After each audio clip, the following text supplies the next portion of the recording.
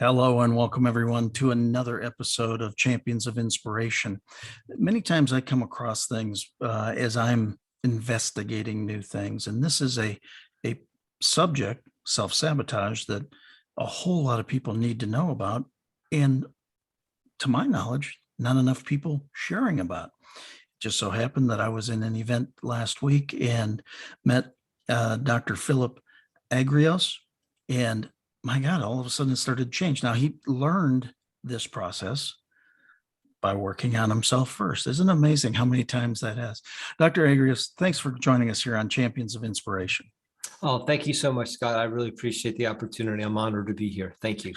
Well, really want to talk about self-sabotage because, again, I think it's one of those undertold stories. It's one of the things that people just don't talk about. And I know when you and I first connected and we started talking about it, you said that everyone suffers from this at some point in time. And that's a pretty big market, by the way. So help everybody understand the foundation of all this. Well, the thing that the self-sabotage is about is a different kind of perspective I bring into play, because when we hear sabotage, we think something that's undermining us, that we're actually stopping ourselves because we're all these bad things or something's wrong and we have to stop ourselves.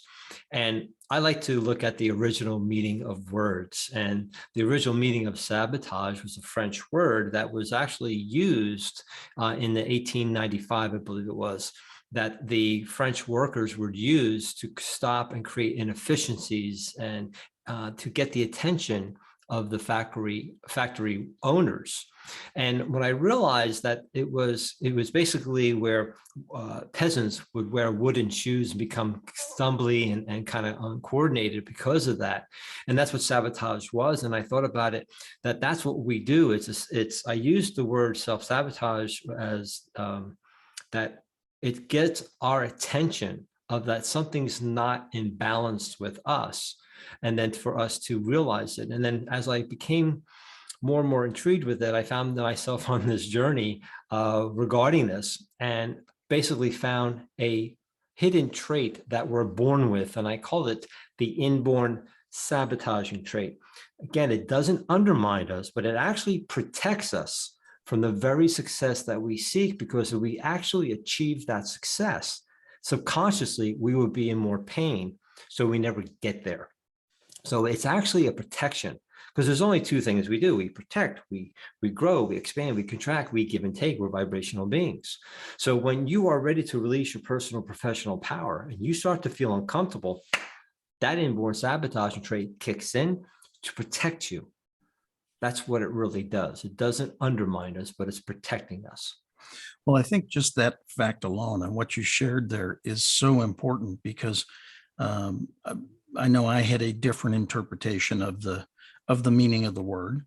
And as I studied some of your materials since we've met, and you've been so kind to share it, I think it's fascinating.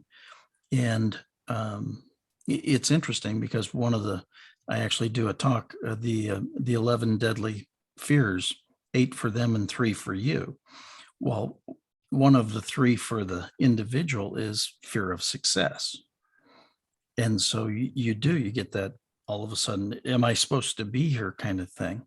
So what clued you into this topic at a greater level? Was it personal experience or something that happened with you that drove you to figure this out further?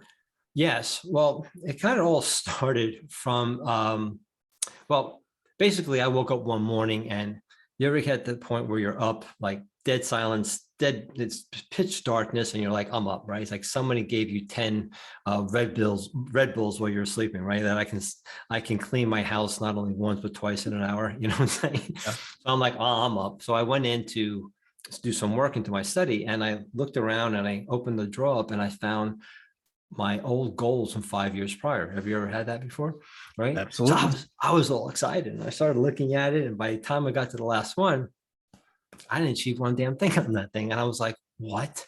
Like, what's wrong with me? I felt really horrible. And then as I sat there, when you sit there for a while, something just said, you're not being taught something.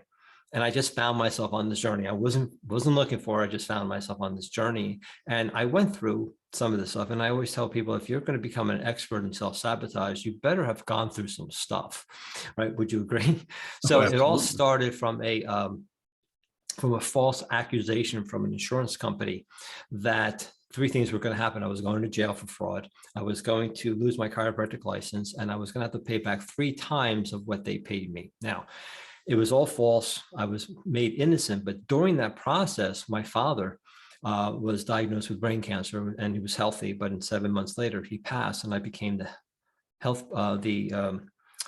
primary healthcare take care of my mom for 7 years until she passed. She was always ill. And then from during that process, I went through financial ruins. I went through a horrific divorce. I was on disability myself. I lost my practice because I couldn't practice any longer. I had a thing called thoracic outlet syndrome and carpal tunnel in both hands. And I would wake up out of bed like I was walking on glass, and I was in my late 30s. So with that, with maybe one of my daughters almost committing suicide, they said that if my ex came home 10 minutes later, she would have been dead. And I can keep on going on, but it all allowed me to shift me into really seeing what was going on with me, my patients, my loved ones, and everything else. And this is where it drove me to actually find this.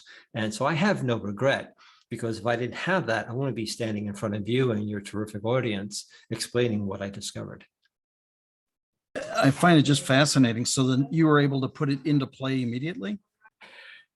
Well, as you start, when you find something that no one else discovered, it took 30 years and over thousands and thousands of people to really taking this piece in that area. And then something will come up and I would read something, or I would, look at a dictionary and go, wow, that word means the same thing as this word, and putting it all together. The thesaurus was my best friend. And this is before the internet, right? So you're looking at books and trying to figure some things out. And because of my own knowledge of the body, I was looking at how the body was also doing certain things. And this is how I actually came up with the 3 inborn sabotage. There's only 3 traits. Out of 7-8 billion people, there's only 3 saboteurs. And they're called the director, the supplier, and the communicator traits. Now, all 3 are within us, and they're sequenced in such a way that there are only 6 patterns of human behavior. I know with many other personality tests that they talk about 4 quadrants. Well, they miss 2 other ones. And the difference between ours is that you only focus on one thing, and we actually give a solution to that. So that's the difference. But those are the 3 things. And when I started realizing it, it started really diving into all aspects of life, into so many different behaviors. I really mainly just focused on human behavior because that's what I was focusing. That's what I was dealing with my patients, and then turning into business clients. Yeah, as I took the 9-question test, I would have put myself in a different category. Does that happen often? What happens is that that's why when you take the quiz, we ask you to go back when you were a child, because especially with especially with you being, your integrity of you've worked on yourself a lot and all that. So a lot of coaches and people that might just take the quiz as where they are now can get a different answer. But when they go back to who they were when before all of that, then they get the true aspect of this is the one trait that they're born with that actually caused them to help to evolve, because that's what it really is. There's nothing to be upset about when you find it. Be excited, because the saboteur actually brings adversity and contrast into your life in order for you to evolve. So when you feel uncomfortable, you're ready to evolve. So get excited. But people don't know what to do, so they go into a contraction. So what I found during the process, when I first found this, I was on my living room floor and I was like, wait, but this is too simple. There's no way this trait caused all my problems down to childhood. It's not, it's causing all my problems now. And now I can predict my future. I said, there is no way. So I went out to try to disprove it. And I couldn't over 30 years. I actually found the way to actually switch it off instantly, and it worked 100% of the time.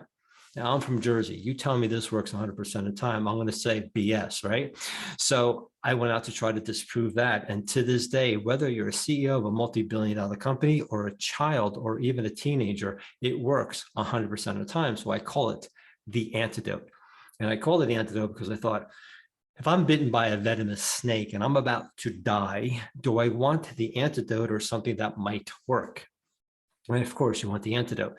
So what I thought, well, if I'm in my business or my personal life and I'm ready to go south, do I want something that might work or I want something that always worked? And when I found the antidote, which is the exact opposite to the saboteur, it's actually impossible to sabotage your business, your career, or your personal life. And we prove it to you in our course. I think it's fascinating when, again, looking at mine, you work to answer the questions as openly and honestly as you possibly can. And I felt like I knew where it was going, and it turned out not going there. I think that's actually kind of fascinating. Yeah, because what happens is we have the sequence. So not only do you have the saboteur, we have the dominant trait, which is your go-to person. That's your superpower. And then you have the mediator trait and then the saboteur. You have them like in a seesaw situation. So when things are going well, you're actually using the antidote without knowing it. And that's why we tell that when you use the antidote, you can actually repeat your success because you're actually using it. Many people go, wow, now I know why I've been successful. I just had met somebody on LinkedIn. And he was like, I don't do this anymore. And I said, as soon as you say I don't do this anymore, you're actually using the antidote. And as we started to talk, he was, you know what? I actually found this 2 years ago. And now I know that this is what I need to do. But what happens is people go into that saboteur situation where they're protecting themselves. So by moving forward in that, they can really understand that this is the one trait that kicks it in. But when they go into an imbalance, what happens is the superpower kicks in and actually creates more sabotaging. It creates more tripping the person up. And then what happens is by you actually using your antidote, you actually balance it. So if I may give you an example. Please.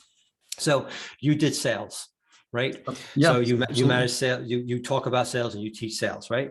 So a lot of times what I find, and I ask a lot of sales managers, if you had a guy or a woman who basically would, I call it vomiting communication, right? They would just keep on talking and they would talk themselves out of the sale. So I would ask them, I said, okay, what would you do first? The majority of them, actually all of them, and you may be different, would say, well, I would tell them about communication. I would tell them they need communication training. And I go, no, that's their superpower. They're really good at that. What's happening is that the saboteur is causing them to overly communicate. So if they were a director saboteur is a person who's scattered all over the place, which gets to the point of 99% completion, stop and does something else. Chaos is their friend. They don't like to be told what to do. Or they can go to the other extreme and get so hyper-focused that 2 days later they emerge and they go, oh my God, I forgot about this. And then they go back and forth. So if that person's scattered, the communication is going to overly kick in because now they're all over the place and then they confuse the heck out of the client. If they're a supplier saboteur, just like yourself, a person who overly gives and overly shares has a hard time saying no, gets taken advantage of because of the kindness. What's happening is because they don't value themselves as much, they now need to overly share and overly give to show the person how they are valued, which actually devalues them. So as soon as then they use the antidotes, then the communication immediately becomes effective. I had a client one time who did that. She was trying to sell me something. I was like, I am so confused. She became a client of mine within 2 weeks. She sold $84,000 of product because she immediately realized what she was doing. So I hope that kind of helps people to understand what that process is about. Yeah, it does. Again, I would have thought I was communicator, but I became supplier, which is, like I say, it's interesting to me. And I no secret, I come from a heart center in my presentations and in all the things I do. It's one of the reasons we're doing this show, and it's Champions of Inspiration, because we want to share the stories with people that can ultimately serve them. Now, but I love doing these shows, so it fulfills me and hopefully fulfills the audience as well, especially with a topic that's so important as what you're sharing here today. So you shared a little bit about the director and a little bit about the supplier. You didn't say much about the communicator, just so that we Sure. hit on all three Right. to kind of make sure everybody's got at least a little foundation here. Yeah. So the communicator is a saboteur, is a person who they're great listeners, but what happens is that they don't express themselves much. You don't really know what they're thinking or feeling, and they hold things in because they don't want to feel stupid or embarrassed. So they kind of over process things. You can have a discussion with them, they'll leave, and then 2-3 days later they'll come back. Okay, I want to discuss it, and you're like, I'm already moved on. What are you talking about? You're still thinking about this? Because they have a hard time disconnecting from that. And then what they can do on the other extreme, then they can all of a sudden explode and just like, scream and yell at you, or they'll tell you you're an idiot under their breath, and you still don't know what they're thinking. And then they'll go detach from you.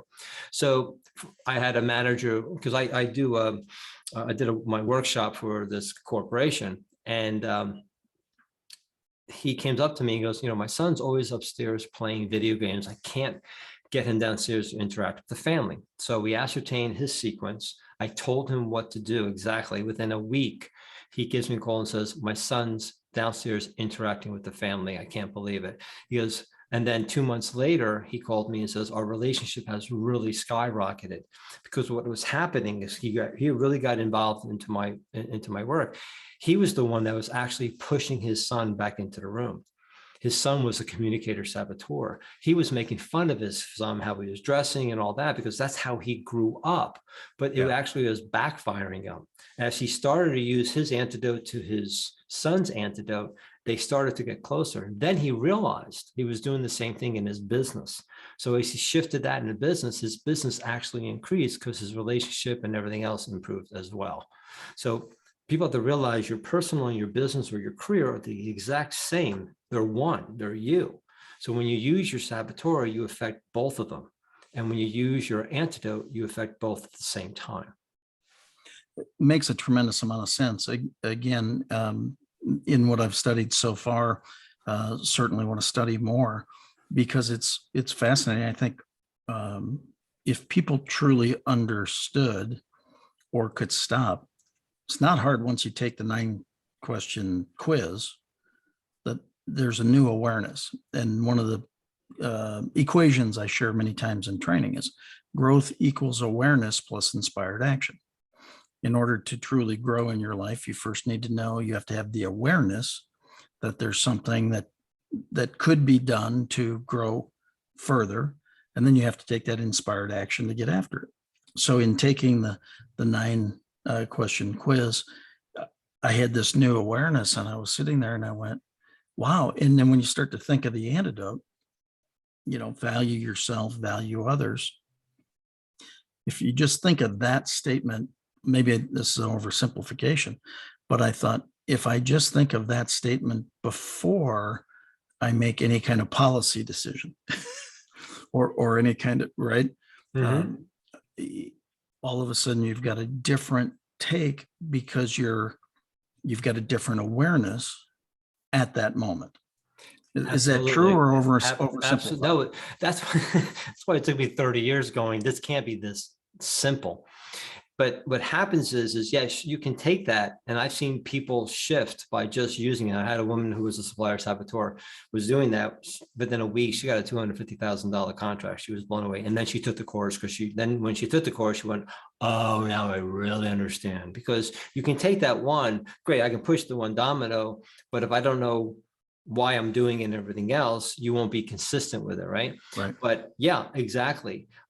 We had our class last night. It was week 1, and someone made a major breakthrough right then and there when they found how they were not communicating, and it was from them feeling stupid from their siblings. And I just did one little thing right in front of everybody, and you saw her just have like an emotional release, and she was like, I feel so lighter right now. I cannot believe how you just got today. And and the reason why we can get to people, and we do it nicely, no one's ever, rarely we do that right there. People do it on their own, and we do it so kindly and gently. It's not like, one of those, but when you're ready, it opens up.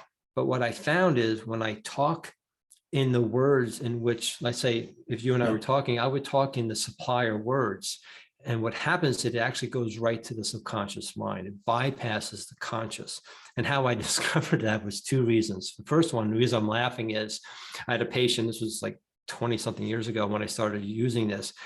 We would get done. He was a director saboteur, and his wife came in. He goes, man, I do this and this. And she says, your therapist's been telling you for 10 years. He goes, yeah, but he just said it in such a way it just clicked, because I was using his words that Yeah. clicked for him. The second one was a Parkinson patient, because I used to be a chiropractor and a functional medicine practitioner. My specialty was thyroid and autoimmune, the sick of the sickest. And when I was using it, and that was back then when they actually used the workbook and wrote in it. Now we have a digital workbook and their life comes down to one sentence. But as he was doing it, he started to shake. His jaw started to shake and his hands started to shake. And I'm just looking at this as he's finishing it. And he gets done. He looks at me, he goes, well, that was weird. I said, yeah. I said, you found the word that actually is one of the words that stimulates your stress, which then stimulates the shakes. And we tested it, because I'm not one who goes, yeah, that's cool. I go, let's prove this. Let's go through this. And he would see that every time he would get into that stress mode and it would then stimulate the Parkinson's symptoms, he would always go back that it was that word or a couple of words that actually shifted it and did it. And I was like, wow, this is really cool. So then we started testing on other people. And then one of the things I realized was the reason I had such high success rates with my autoimmune patients, because I just didn't do just blood work and gave them nutrition, all that. I said, you have to take this, because other than that, it's not going to work. We found out that the saboteur was the reason why people ate the foods and the drink or did whatever they had to do to numb themselves, because something happened prior that triggered them to do that. But as soon as they used the antidote, they would look at the trigger, and before they could actually then respond to numb themselves, they would use the antidote. So two things would happen. They would not go after and numb themselves, or they would numb themselves less by just having a little something and then seeing it.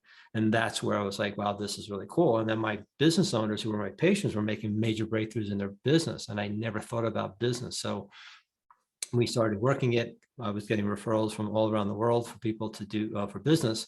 I wrote my book, and then I decided to close my practice and do this full time.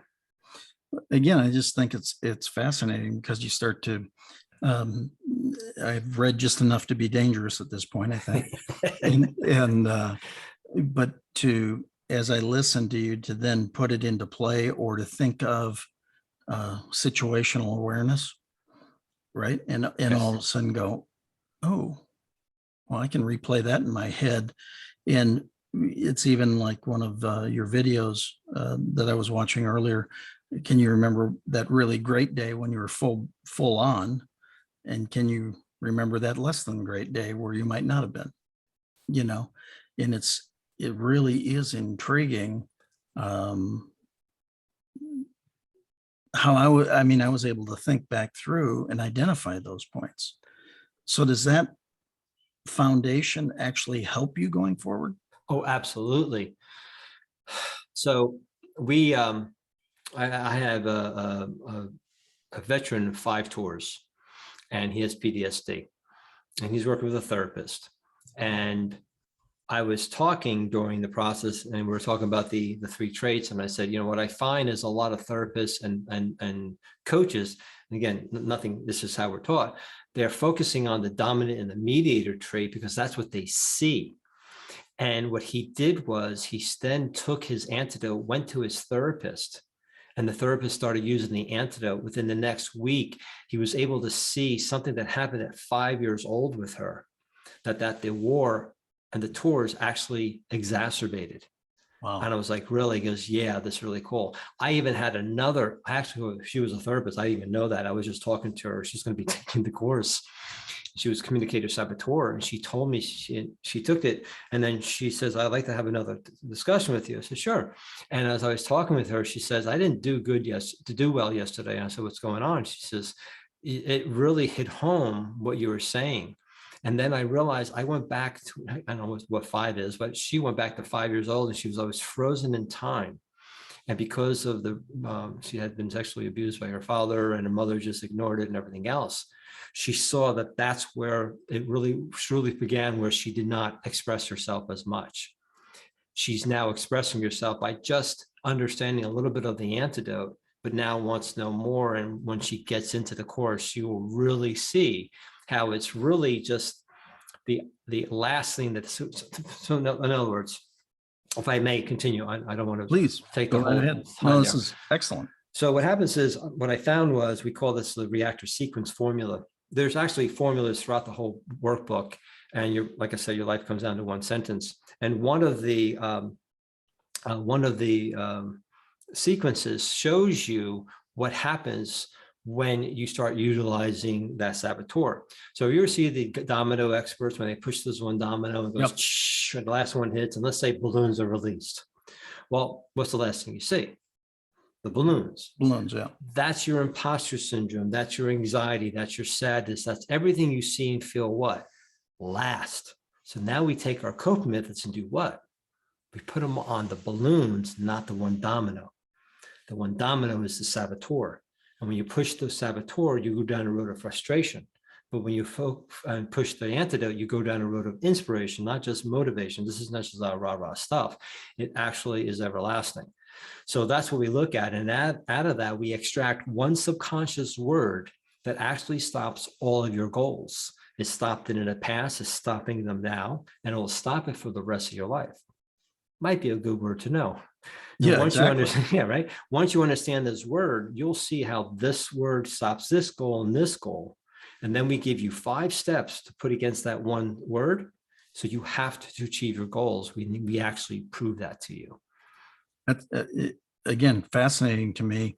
I love when there's a process to, I think everybody is inherently works to be as good as they can be.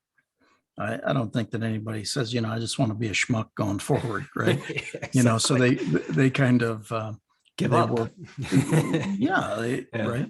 And obviously we're going through a world there's a lot of uncertainty in the world these days, and people have done a lot of really good work in a time of uncertainty, but don't seem to be getting rewarded as they would have anticipated.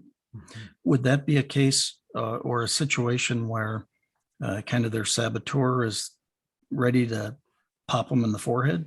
Yeah, I see it all the time. And I tell my clients, I said, 20 years from now, you and I will be talking about a challenge that you're going through. I'm going to say saboteur.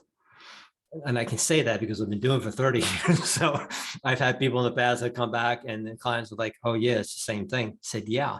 And what happens is, that's why I never, because I'm not a therapist and I'm not a psychiatrist, so we don't deal in that aspect. And we never go back into the past, because the past is actually your present.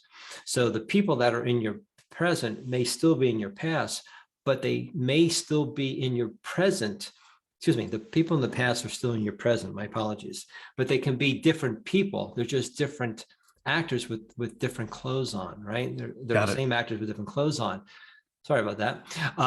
And so what happens is, by actually dealing with them, you actually deal with everything there, because you're really dealing with you. They are you. See, everything outside of you is you. The person you hate the most is the part of you hate the most. They're just coming in to show a part of you that you're not dealing with. And it's always the saboteur.